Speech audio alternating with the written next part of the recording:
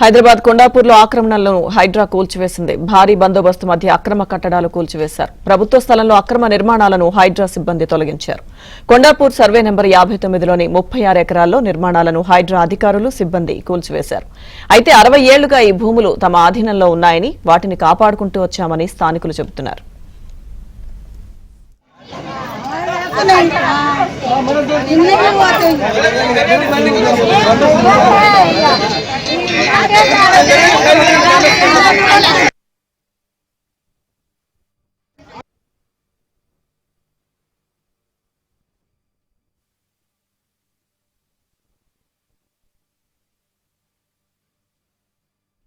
కూల్చివేతలపై మరింత సమాచారం మా ప్రతినిధి ప్రవీణ్ అందిస్తారు.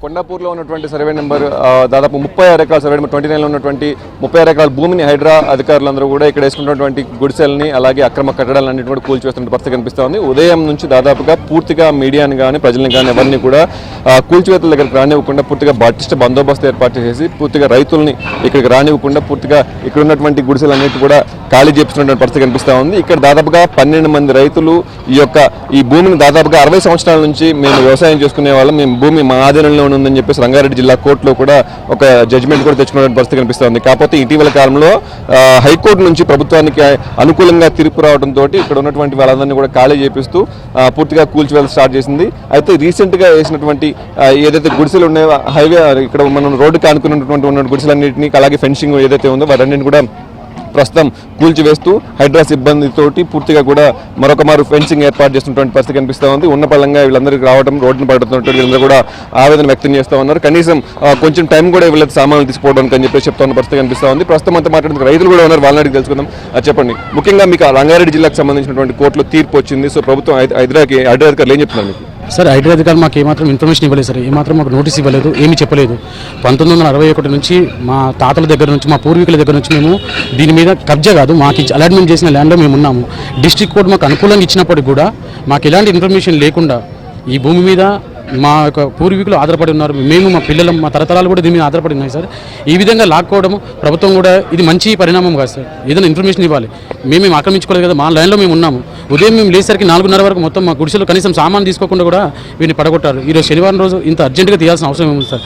నేను గవర్నమెంట్ ప్రశ్నిస్తున్నాను, ఇంత అర్జెంటుగా తీయాల్సిన ఉంది. మేము దొంగలం కాదు కదా, మాకు నోటీస్ ఇచ్చిన దేని గురించి ఇప్పుడు హైకోర్టు మేము గెలిచామంటున్నారు, ఫేవర్గా ఇచ్చారంటున్నారు. అసలు హైకోర్టు ఏమైనా ఫేవర్గా ఇచ్చింది మాకు చెప్పాలి కదా. రైతులకు చూపించలేదు, జడ్జిమెంట్ కాపీ కూడా మాకు ఇవ్వలేదు, జడ్జిమెంట్ కాపీ కూడా మాకు చూపించలేదు. చూపించకుండా ఈ విధంగా దౌర్జన్యం చేస్తుంది సార్. మేము దళిత భూమి మీదనే ఇదంతా ఇబ్బంది పెడుతున్నాం సార్. మాది దళితులం కాబట్టి ఈ విధంగా దళిత భూమి దౌర్జన్యం గుంజుకుంటున్నారు. ఉన్న వాళ్ళ లైన్లో ఎవరైనా గుంజుకుంటున్నారు సార్? లేదు. ఎంతమంది ఉన్నారు మొత్తం మీరు ఇక్కడ? 12 మంది రైతుల ఆధీనంలో దాదాపు 36 ఎకరాలు ఇక్కడికి వచ్చేసి భూమిని కూల్చేశారని చెప్పేసి పోలీసులతో ఈ వాగ్వాదం చేస్తున్నటువంటి పరిస్థితి కనిపిస్తా ఉంది. చాలా మంది అధికారులు, లోకల్ పొలిటీషియన్స్ అందరూ కూడా వచ్చారు. ఇక్కడికి వచ్చేసి కనీసం టైం లేకుండా ఉన్న పలంగా చేస్తున్నారని చెప్పి చెప్తా ఉన్నారు. ఉదయం 4 గంటల నుంచి మాకు టెన్షన్ సార్. ఇది వచ్చి మాకు నోటీస్ వితౌట్ నోటీసు వచ్చి మొత్తం హంగామా చేసి అంతా గుడిసెల్లో వేసుకున్నాం. మేము ల్యాండ్ 60 సంవత్సరాల నుంచి మేము మా అధీనంలో ఉండే. ఇప్పుడు వచ్చి డైరెక్ట్ కోర్టు ఆర్డర్ ఉందని చెప్పి ఆ ఆర్డర్ కూడా మాకు చూపించలేదు ఇంతవరకు. మొన్న పేపర్ ఏదో స్టేట్మెంట్ వచ్చిందంటే అది కూడా మాకు రాలేదు. మాకు ఏం స్టేట్మెంట్ లేకుండా వితౌట్ నోటీస్ మాకు వచ్చి ఇదంతా హంగామా చేస్తారు. అసలు ఇదేందో మాకేం అర్థమవుతలేదు.